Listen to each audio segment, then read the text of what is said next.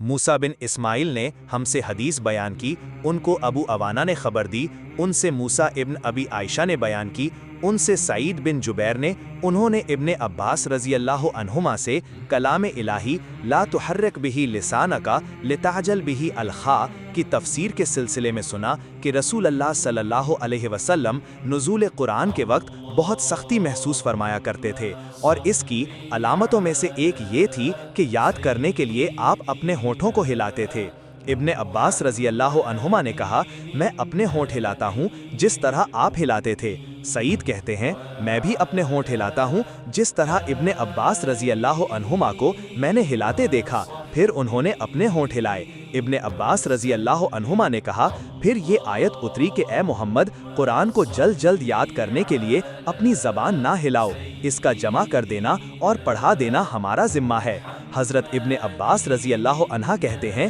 یعنی قرآن آپ صلی اللہ علیہ وسلم کے دل میں جمع دینا اور پڑھا دینا ہمارے ذمہ ہے، پھر جب ہم پڑھ چکیں تو اس پڑھے ہوئے کی اتباع کرو۔ ابن عباس رضی اللہ عنہ فرماتے ہیں، اس کا مطلب یہ ہے کہ آپ اس کو خاموشی کے ساتھ سنتے رہو، اس کے بعد مطلب سمجھا دینا ہمارے ذمہ ہے، پھر یقیناً یہ ہماری ذمہ داری ہے کہ آپ اس کو پڑھو، یعنی اس کو محفوظ کر سکو۔ چنانچہ اس کے بعد جب آپ کے پاس حضرت جبرائیل علیہ السلام وحی لے کر آتے تو آپ توجہ سے سنتے، جب وہ چلے جاتے تو رسول اللہ صلی اللہ علیہ وسلم اس وحی کو اسی طرح پڑھتے جس طرح حضرت جبرائیل علیہ السلام نے اسے پڑھا تھا۔